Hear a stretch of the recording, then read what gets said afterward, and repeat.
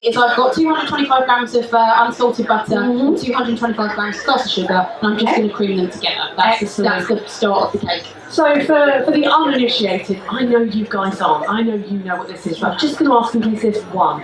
What do you mean when you say creaming together? You're basically just combining them together. It's nothing, but it's just a fancy chefy term. We love our fancy chefy terms. We do. So you're literally just combining them together. You need to make sure your butter is at room temperature, very soft, otherwise it's going to take forever to cream them together. Also, it will affect the rise on your cake, so it's really important that all your ingredients are the same temperature. So while that's creaming, I'm going to leave that for a minute. I'm going to go over here and I'm going to turn on our pan.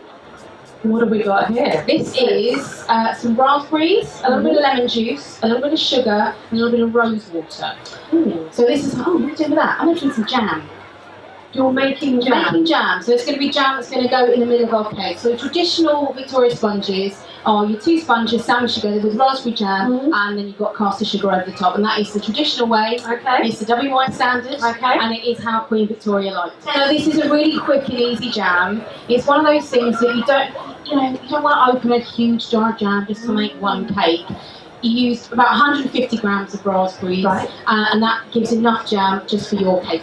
It's perfect. And then if you've got a pint of raspberries, you use the rest to decorate the cake, so no waste. I like no waste. No waste. So literally all we're going to do is just bubble those down until the raspberries start kind of breaking down. And then we take it off the heat, and as it cools, the lemon juice and sugar basically set the jam. Oh, okay. So you don't need to use jam sugar? No. So jam sugar is basically sugar with added pectin. And pectin you can get out of lemon juice. So just use lemon juice. But if you want to use jam sugar, if you've got someone knocking around in your house, use that instead. That's not a problem. Now I've just put some vanilla extract in there. If you want to make it a rose cake, take the vanilla extract out, put rose water in. Probably about, I'd say, 2 teaspoons, just because obviously you're going to make 2 sponges out of it. A little top tip.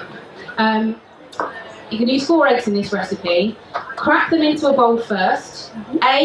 Because that way, if it's an off egg, you'll know the second you crack it because it will reek.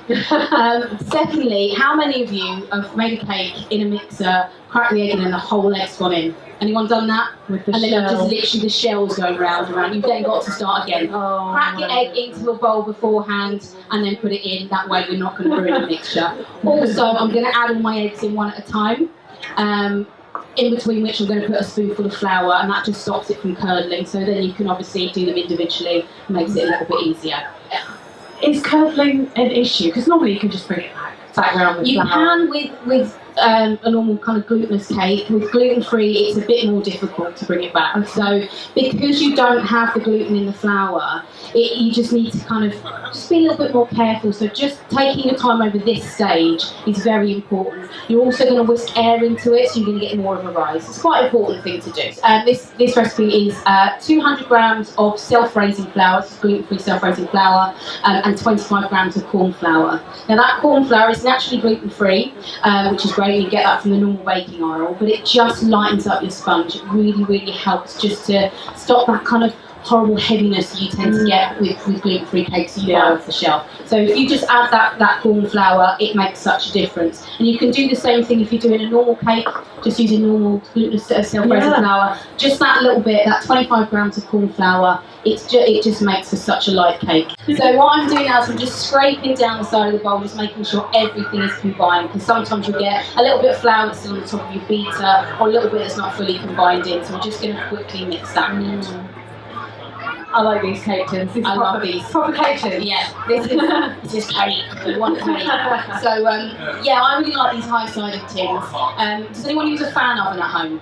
Yeah. Do you find if you bake and you use the little sandwich tins, you've got a fan oven, all the cakes kind of go off on a wonk? Do you get that? These tins are a godsend. They stop that from happening. So I'm just going to divide these up. Super simple. It looks really, not only does it look very pale, the texture, it does look very light.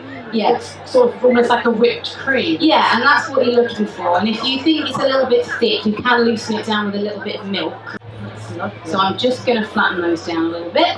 So those have been greased and the bottom's lined with some baking paper. Gorgeous. at that. And now I'm going to pop them in the oven. So you want the oven on 180 or 160 fan, which I think is gas mark 4. Yeah. I still have gas ovens, I'm not sure. I think my mum's still got a gas oven. How long do you want it? 25 minutes, please. I'm just going to do some whipped cream today because it's quite warm. I want something a little bit lighter because buttercream can sometimes be quite heavy and quite sweet. So I'm going to do just some whipped cream for you. So I'm just going to let that whip away. Here's the jam I prepared earlier. So you see as it starts to cool, it kind of goes quite jammy. You get a little bit of syrup in there as well, but it's quite nice because it just like keeps the sponge quite moist. So all I've done is put the jam in there, half the cream, then put the rest of the cream on the top. What I tend to do is not put the jam and the cream to the edges of the cake, because as you push the top one on, it kind of splodges out the sides. So if you put it kind of 3/4 of the way round, and then as you squish, it will spread. So I'm just going to use some fresh raspberries, just as a little bit of decoration on the top. These are really easy to make, and there is a tutorial on my website of how to make these. It is literally just rose petals, egg white, caster sugar. That is all you need. So you need about 1 egg white for about 40 petals, and some caster sugar. Carefully paint the egg white on the petals after it's been whisked a little bit.